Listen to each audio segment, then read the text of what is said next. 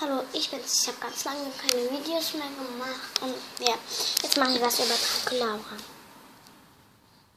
Die hat so eine Krone, ist etwas Goldenes, und ihre Schminke und da ihr Herz, da ihre Zähne und Lippenstift glitzert und da ihre Kette, da ihr Kleid glitzert auch, da bei der Hand, beide.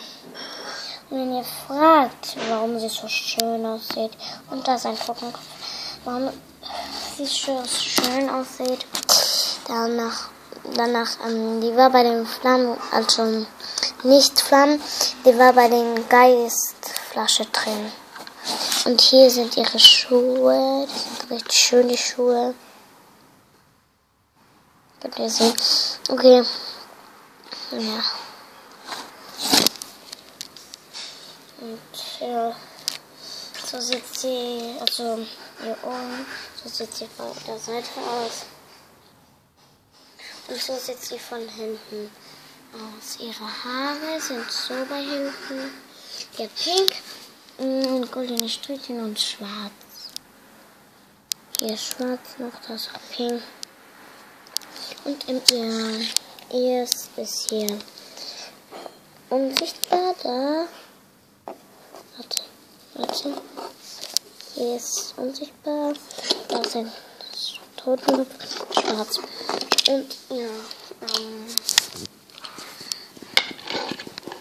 und jetzt hier. Die hat jetzt zweimal schwarz bei ihrem Kleid, seht ihr? Und einmal pink. Okay, und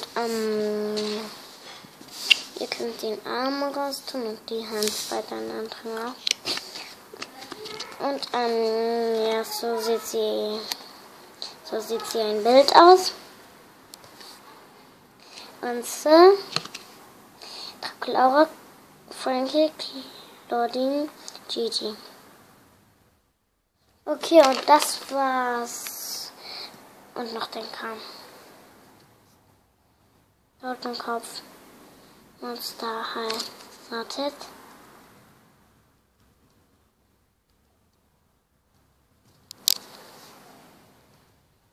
Kann man nicht erkennen.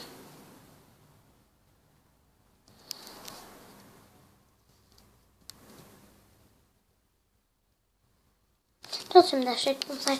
Ich hoffe, es hat euch gefallen. Lasst den Daumen bitte nach oben. Schreibt in die Kommentare. Macht's gut. Ciao.